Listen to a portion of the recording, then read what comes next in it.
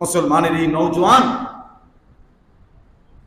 যারা জীবনে কোনোদিন একবার জিজ্ঞেস করে নাই আমার নবী সাল্লাল্লাহু আলাইহি ওয়াসাল্লামের চুল মুবারক কেমন ছিল, একবার তার মতো চুল রাখি, এটা যাদের কোনোদিন মনে পড়লো না তাদেরকে কে মনে করায়? রাসূলুল্লাহ সাল্লাল্লাহু আলাইহি ওয়াসাল্লামের চেহারা মুবারক, দাড়িওয়ালা ওই চেহারা কতটা সুন্দর ছিল, দাড়িবিহীন মুসলমান যদি সেটা বুঝত। কোরআনুল কারীমের মধ্যে আল্লাহ তাআলা বলেছেন ওয়াদ-দুহা ওয়াল-লাইলি ইযা সাজা। আল্লাহ তাআলা বলেন বন্ধু এখানে কসম দুইটা, এই দুই কসমের দুইটা অর্থ, এর একটা অর্থ আমি শুধু বলতেছি। ওয়াদ-দুহা শব্দের অর্থ হলো আল্লাহ তাআলা বলছে বন্ধু আপনার ওই সুন্দর আলোকোজ্জ্বল পবিত্র ওই চেহারার কসম, এটা একটা অর্থ।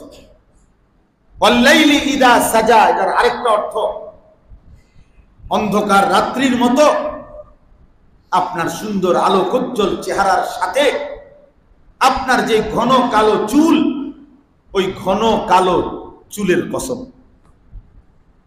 আল্লাহ বলছে বন্ধু আপনার ওই আলোকোজ্জ্বল চেহারা ওটাও আমি ভালোবাসি, আপনার ঘন কালো চুল সেটাও আমি ভালোবাসি, এজন্য আপনার চেহারার কসম করলাম, আপনার চুলের কসম করলাম।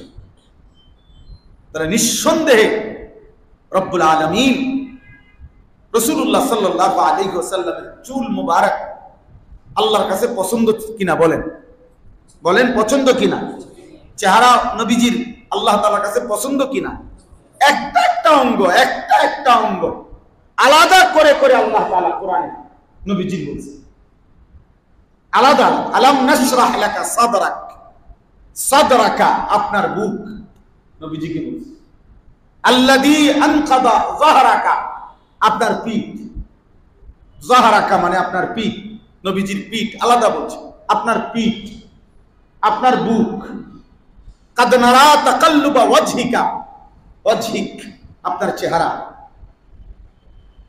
লা তামুদ্দান্না আইনাইকা ইলা মা মাত্তা'না বিহি, আইনাইকা আপনার দুই চোখ, আপনার চোখ, আপনার দুই চোখ। আলা কলবিকা লিতাকুনা মিনাল মুনদিরিন, আলা কলবিক আপনার কলব, আপনার অন্তর, আপনার অন্তর।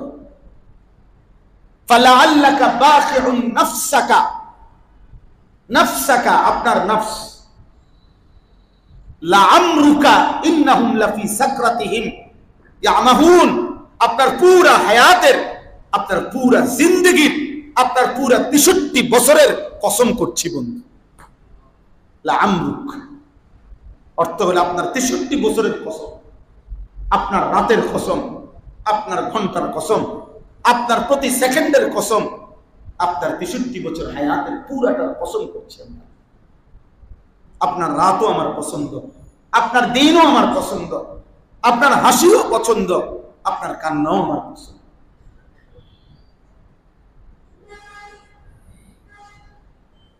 সবই পছন্দ। তাইলে নবী সাল্লাল্লাহু আলাইহি ওয়াসাল্লামের কাছে নবীজি সাল্লাল্লাহু আলাইহি সাল্লামকে আমরা কি পরিমাণ পেশ করলাম।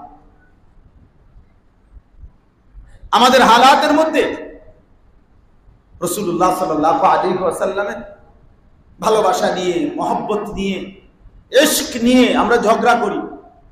কি হিসাবে ঝগড়া করেন? কি জন্য ঝগড়া করেন? কি জন্য ঝগড়া? আজকে যদি এমন হইতো ইত্তেবা অনুসরণের মধ্যে আমিও শতভাগ, সেও শতভাগ, এরপরে সামান্য ১৯-২০ ঘাটতি ওর জন্য আমরা পুরাইতে চাইতেছি, এই জন্য ঝগড়া করি যে আমি তালাশ করি নবী সাল্লাল্লাহু আলাইহি ওয়াসাল্লামের আর কি সুন্নাত বাকি, তার আখলাক থেকে আমার অর্জন করার আর কি কি বাকি। অথচ তাকাইলে দেখা যাবে সবই বাকি, সবই বাকি। কিন্তু ভালোবাসার দাবিতে ধাক্কাধাক্কি।